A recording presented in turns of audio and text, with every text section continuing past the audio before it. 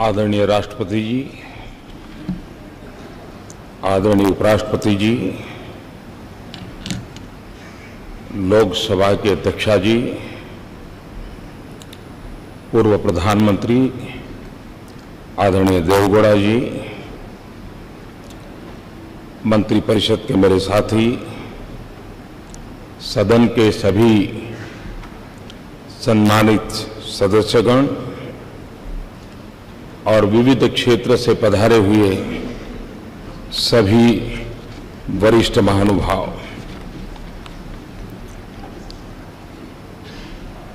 राष्ट्र के निर्माण में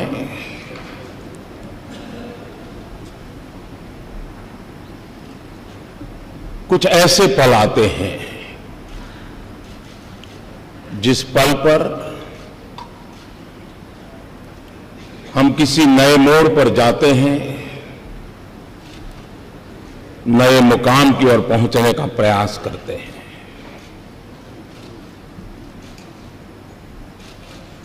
आज इस मध्यरात्रि के समय हम सब मिलकर के देश का आगे का मार्ग सुनिश्चित करने जा रहे हैं।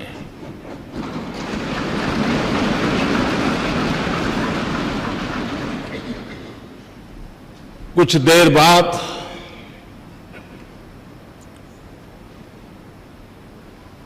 देश एक नई व्यवस्था के ओर चल पड़ेगा। 125 करोड़ देशवासी इस ऐतिहासिक घटना के साक्षी हैं।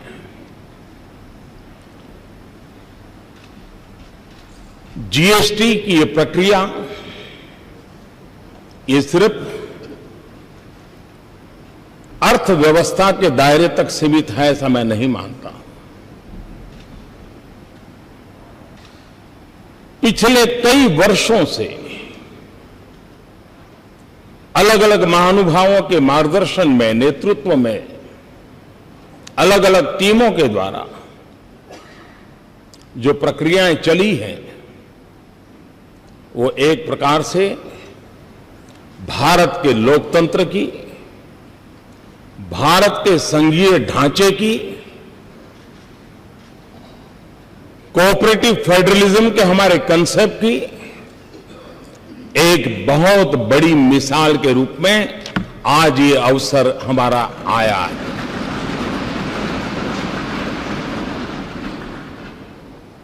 इस पवित्र अवसर पर आप सब अपना बहुमूल्य समय निकाल करके आए हैं। मैं हृदय से आपका स्वागत करता हूं, आपका आभार व्यक्त करता हूं।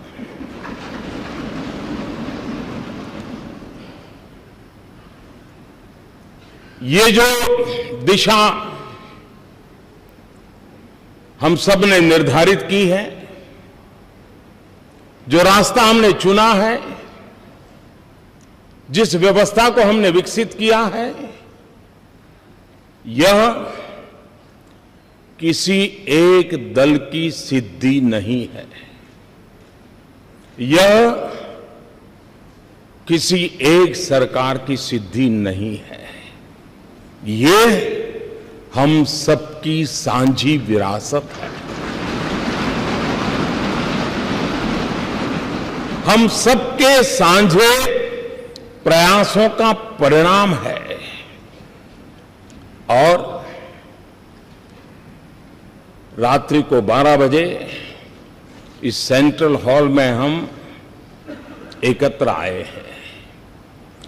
यह वो जगह है जिस जगह पे इस राष्ट्र के अनेक महापुरुषों के पद चिन्हों से इस जगह ने अपने आप को पावन किया हुआ है। ऐसी पवित्र जगह पर हम बैठे हैं और इसलिए आज सेंट्रल हॉल की इस घटना के साथ हम याद करते हैं 9 दिसंबर 1946 संविधान सभा की पहली बैठक का ये सभागृह साक्षी है। हम उस स्थान पर बैठे हैं जब संविधान सभा की प्रथम बैठक हुई। पंडित जवाहरलाल नेहरू, मौलाना अब्दुल कलाम आजाद, सरदार वल्लभ भाई पटेल, बाबा साहब आम्बेडकर, आचार्य कृपलानी, डॉक्टर राजेंद्र बाबू, सरोजिनी नायडू, ये सब महापुरुष पहली कतार में बैठे हुए थे उस सदन में, जहां कभी 14 अगस्त 1947 रात को 12 बजे देश की स्वतंत्रता की उस पवित्र महान घटना, ये स्थान उनका साक्ष्य है। 26 नवंबर 1949 देश ने संविधान को स्वीकार किया। यही जगह उस महान घटना का भी साक्षी के रूप में है। और आज वर्षों के बाद एक नई अर्थव्यवस्था के लिए, संघीय ढांचे की एक नई ताकत के लिए जीएसटी के रूप में इसी पवित्र स्थान से बढ़कर के मैं समझता हूं कोई और स्थान नहीं हो सकता है इस काम के लिए।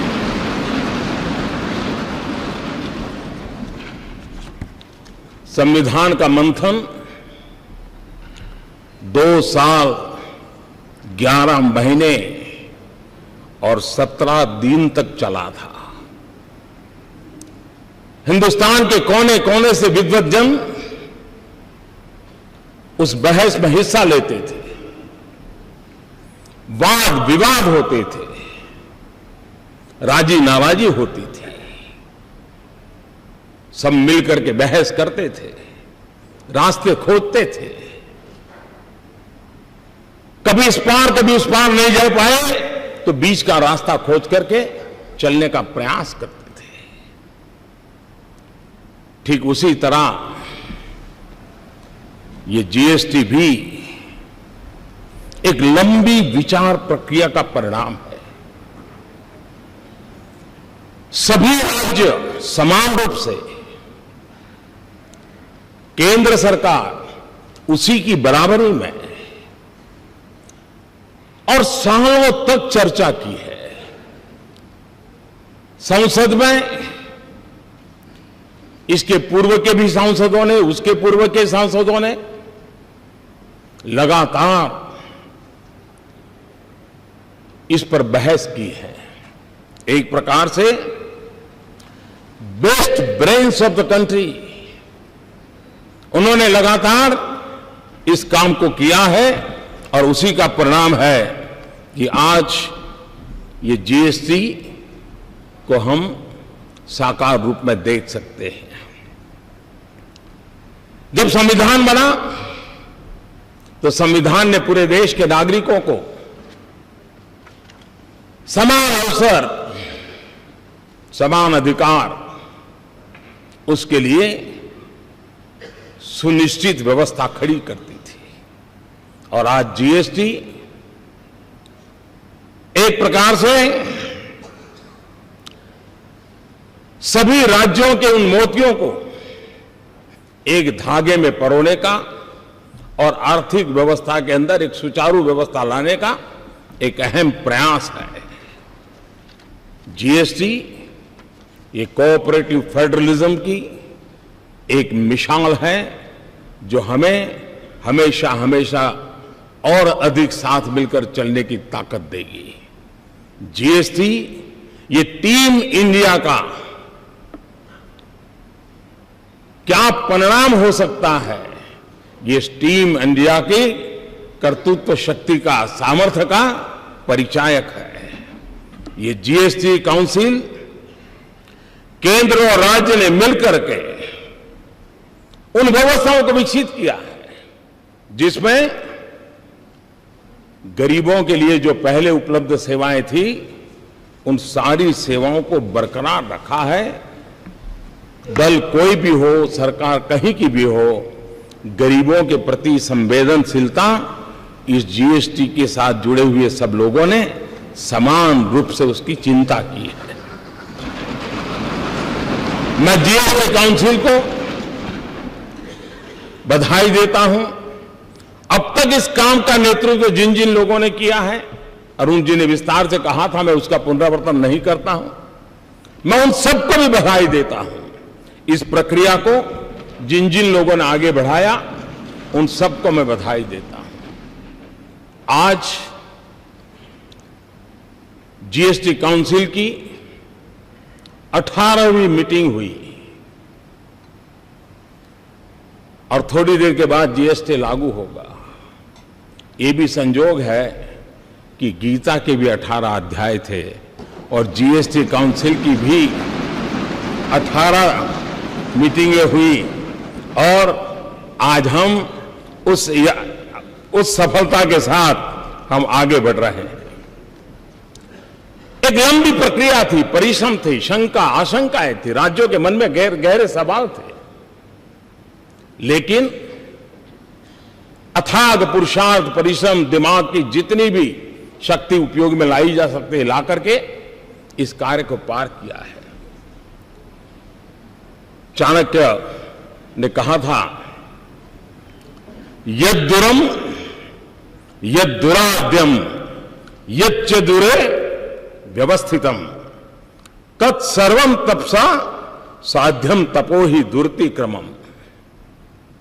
चाणक्य के इस वाक्य ने हमारी इस पूरी जीएसटी प्रक्रिया को बड़े अच्छे ढंग से कहा है। कोई वस्तु कितनी ही दूर क्यों न हो, उसका मिलना कितना ही कठिन क्यों न हो, वो पहुंच से कितनी ही बाहर क्यों न हो, कठिन तपस्या और परिश्रम से उसे भी प्राप्त किया जा सकता है और ये आज हुआ है। हम कल्पना करें कि देश आजाद हुआ, 500 से ज्यादा रियासतें थी। अगर सरदार वल्लभ भाई पटेल ने इन रियासतों को मिलाकर के देश को एक न किया होता, देश का एकीकरण न किया होता, तो भारत का राजनीतिक मानचित्र कैसा होता, कैसा बिखराव होता। आजादी होती लेकिन देश का वो मानचित्र कैसा होता। जिस प्रकार से सरदार वल्लभ भाई पटेल ने रियासतों को मिलाकर के एक राष्ट्रीय एकीकरण का बहुत बड़ा काम किया था, आज जीएसटी के द्वारा आर्थिक एकीकरण का एक महत्वपूर्ण काम हो रहा है।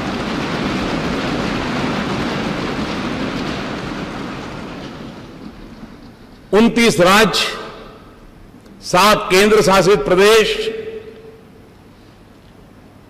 केंद्र के 7 टैक्स, राज्यों के 8 टैक्स और हर चीजों की अलग अलग टैक्स का हिसाब लगाएं, 500 प्रकार के टैक्स कहीं न कहीं अपना रोल कर रहे थे। आज उन सब से मुक्ति पाकर के अब गंगानगर से लेकर के ईटानगर तक, लेह से लेकर के लक्षद्वीप तक, वन नेशन वन टैक्स, ये सपना हमारा साकार होके रहेगा।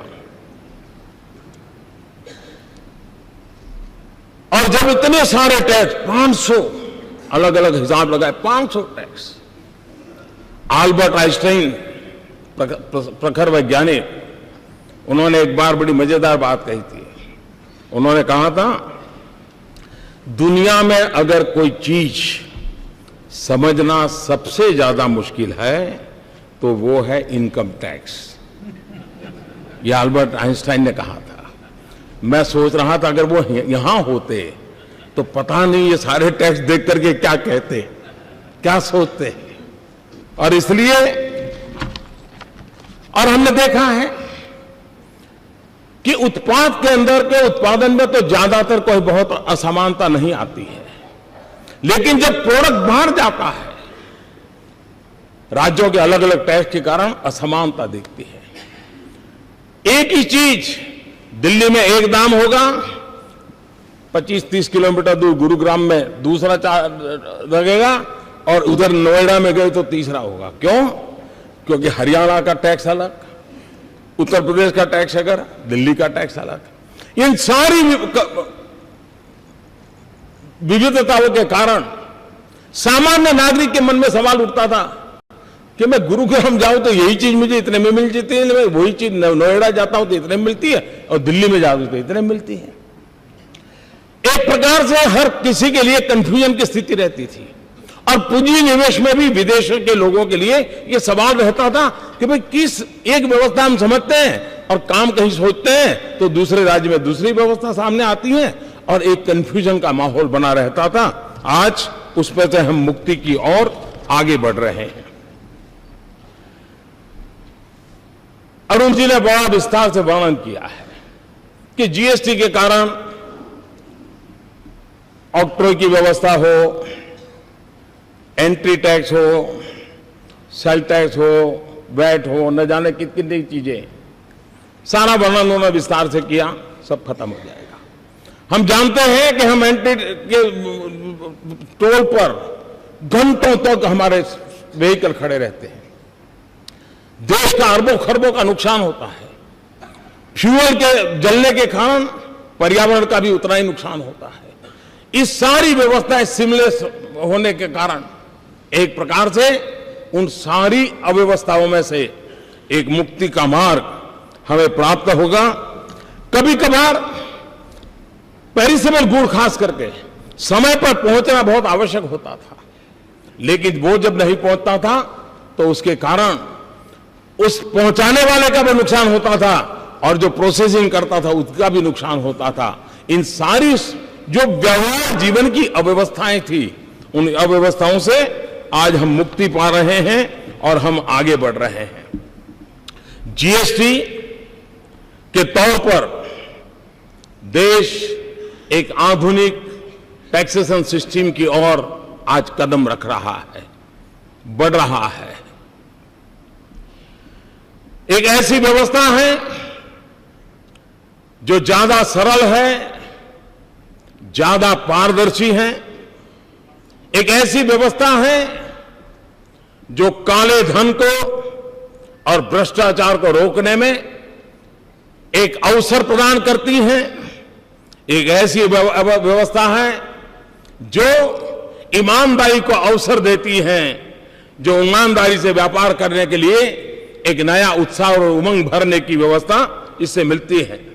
एक ऐसी व्यवस्था है जो नए गवर्नेंस के कल्चर को भी लेकर के आती है, और जिसके द्वारा जीएसटी हम लेकर के आए हैं। भाइयों साथियों, टैक्स टेररिज्म और इंस्पेक्टर राज, ये बात कोई नई नहीं है। सब दूर ये शब्द हम सुनते आए हैं। परेशानी भुगतने वालों से हमने उस चिंता को अनुभव किया है, और जीएसटी की इस व्यवस्था के कारण, टेक्नोलॉजिकली सारा ट्रेल होने के कारण अब अफसरशाही, उसके लिए ग्रे एरिया बिल्कुल समाप्त हो रहा है। उसके कारण जो सामान्य व्यापारियों को, सामान्य कारोबारियों को, अफसरों के द्वारा जो परेशानियां होती रही हैं, उससे मुक्ति का मार्ग इस जीएसटी के द्वारा कोई व्यापारी बेवजह परेशान हो, वो दिन इसके साथ खत्म होने की पूरी संभावना इस जीएसटी के अंदर है। इस पूरी व्यवस्था में छोटे व्यापारियों को 20 लाख तक का व्यापार करने वालों को पूरी तरह मुक्ति दे दी गई है, और जो 75 लाख तक है उनको भी कम से कम इस चीजों से जुड़ना पड़े, इसकी व्यवस्था की है। ये बात ठीक है कि स्ट्रक्चर में लाने के लिए कुछ व्यवस्थाएं की है, लेकिन वो मिनिमम व्यवस्था है, नाम मात्र की व्यवस्थाएं की गई है, और उसके कारण सामान्य मानवी जो है उसके लिए इस नई व्यवस्था से कोई बोझ होने वाला नहीं है। साथियों, जीएसटी की व्यवस्था ये बड़ी बड़ी आर्थिक भाषा में जो बोला जाता है वहां तक सीमित नहीं है। बड़े बड़े शब्द इसके साथ जोड़े जाते हैं, लेकिन अगर सरल भाषा में कहूं कि देश के गरीबों के हित के लिए ये व्यवस्था सबसे ज्यादा सार्थक होने वाली है। आजादी के 70 साल के बाद भी हम गरीबों तक जो पहुंचा नहीं पाए हैं, ऐसा नहीं कि प्रयत्न नहीं हुए हैं, सब सरकारों ने प्रयत्न किए हैं, लेकिन संसाधनों की मर्यादा रही है कि हम हमारे देश के गरीब की उन आवश्यकताओं की पूर्ति में कहीं न कहीं कम पड़े हैं। अगर हम संसाधनों को सुव्यवस्थित ढंग से, और बोझ किसी एक पर न जाए, बोझ स्प्रेड हो जाए, हॉरिजॉन्टल जितना हम स्प्रेड करें उतना ही देश को वर्टिकल ले जाने की सुविधा बढ़ती है। और इसलिए उस दिशा में जाने का काम, अब वो कच्चा बिल पक्का बिल सारी खेल खत्म हो जाएंगे, बड़ी सरलता हो जाएगी। और मुझे विश्वास है छोटे मोटे व्यापारी भी ये जो गरीब को बेनिफिट मिलने वाला है वो जरूर उसको ट्रांसफर करेंगे, ताकि गरीब का भला हम लोगों को आगे बढ़ाने के लिए बहुत बहुत काम आने वाला है। कभी कभी आशंकाएं होती हैं कि ये होगा, दिखना नहीं होगा, फलाना नहीं होगा। और हमारे देश में हम जानते हैं कि जब 10th और 12th के रिजल्ट ऑनलाइन देने की शुरुआत की और एक साथ सब गए जब, तो सारा हैंगअप हो गया और दूसरे दिन खबर यही बन गई कि ऐसा हो गया। आज भी काफी इसी चर्चा होती है। ये बात ठीक है कि हर किसी को टेक्नोलॉजी नहीं आती है, लेकिन हर परिवार में 10वीं 12वीं का अगर विद्यार्थी है तो उसको ये सारी चीजें आती हैं। कोई मुश्किल काम नहीं, इतना सरल है। घर में 10वीं 12वीं का विद्यार्थी भी रहता है तो चीजें छोटे से व्यापारी को भी, और वो मदद कर सकता है, रास्ता निकल सकता है। जो आशंकाएं करते हैं, मैं कहता हूं कृपा करके ऐसा मत कीजिए। अरे आपका पुराना डॉक्टर हो, आप उसी से अपनी आंखें लगातार चेक करवाते हो, वही हर बार आपके नंबर निकालता हो, आपका चश्मा बनाने वाला भी निश्चित हो, आप वहां आपके नंबर बनवाते हो, और फिर भी जब नया नंबर वाला चश्मा आता है तो 1-2 दिन तो आंख ऊपर नीचे करके एडजस्ट करना पड़ता है। ये बस इतना ही है। और इसलिए थोड़ा सा हम प्रयास करेंगे, इस व्यवस्था के साथ हम आसानी से जुड़ जाएंगे। और इसलिए मैं आपसे आग्रह करता हूं कि अफवाहों के बाजार को बंद करें, और अब जब देश चल पड़ा है तो सफल कैसे हो, देश के गरीब जनों की भलाई के लिए कैसे काम हो, उस पर हम दे करके चलें। और तब जाकर के जीएसटी की इस निर्णय का वैश्विक इकोनॉमिक वर्ल्ड में एक बहुत सकारात्मक प्रभाव हुआ है। भारत में जो पूंजी निवेश करना चाहते हैं उनके लिए भी एक प्रकार की व्यवस्था बहुत आसानी से वो समझ पाते हैं और उसको चला पाते हैं। मैं समझता हूं भारत में और आज दुनिया का एक प्रिय डेस्टिनेशन के रूप में, निवेश के लिए प्रिय डेस्टिनेशन के रूप में भारत को हर प्रकार से स्वीकृति मिली है। और इसके लिए मैं समझता हूं कि एक अच्छी सुविधा विश्व व्यापार से जुड़े हुए लोगों को भी भारत के साथ व्यापार करने की मिलेगी। जीएसटी एक ऐसा कैटालिस्ट है जो देश के व्यापार को, उसमें जो असंतुलन है उस असंतुलन को खत्म करेगा। जीएसटी एक ऐसा कैटालिस्ट है जिससे एक्सपोर्ट प्रमोशन को भी बहुत बल मिलेगा। और जीएसटी एक वो व्यवस्था है जिसके कारण आज हिंदुस्तान में जो राज्य ठीक से विकसित हुए हैं उनको विकास के अवसर तुरंत मिलते हैं, लेकिन जो राज्य पीछे रह गए हैं उनको वो अवसर तलाशने में बहुत दम घुटना पड़ता है। उन राज्यों का कोई दोष नहीं है, प्राकृतिक संपदा से समृद्ध है। हमारा बिहार देखे, हमारा पूर्वी उत्तर प्रदेश देखे, हमारा पश्चिम बंगाल देखे, हमारे नॉर्थ ईस्ट के देखे, हमारा उड़ीसा देखे, संसाधन प्राकृतिक संसाधनों से भरे पड़े हैं। लेकिन अगर उनको ये व्यवस्था, जब जिस एक कानून की व्यवस्था मिल जाएगी, मैं साफ देख रहा हूं कि हिंदुस्तान का पूर्वी हिस्सा के विकास की में जो कुछ भी कमी रह गई है उसको पूरा करने का सबसे बड़ा अवसर सबसे बड़ा अवसर इसे मिलने वाला है। हिंदुस्तान के सभी राज्यों को विकास के समान अवसर प्राप्त होना, यह अपने आप में विकास के राह पर आगे बढ़ने का एक बहुत बड़ा अवसर है। जीएसटी एक प्रकार से जैसे हमारी रेलवे है, रेलवे केंद्र और राज्य मिलकर के चलाते हैं, फिर भी भारतीय रेल के रूप में हम देखते हैं। राज्य के अंदर स्थानीय रूप से मदद मिलती है, एक समान रूप से हम देखते हैं। हमारी सेंट्रल सर्विस के अधिकारी केंद्र और राज्यों में वितरित हैं, फिर भी दोनों तरफ से मिलकर के चला सकते हैं। एक जीएसटी ऐसी व्यवस्था है कि जिसमें पहली बार केंद्र और राज्य के लोग मिलकर के निश्चित दिशा में काम करने वाले हैं। यह अपने आप में एक भारत श्रेष्ठ भारत के लिए एक उत्तम से उत्तम व्यवस्था आज हो रही है, और जिसका प्रभाव आने वाले दिनों में आने वाली पीढ़ियां हमें गर्व के साथ स्वीकार करेगी। 2022 भारत की आजादी के 75 साल हो रहे हैं।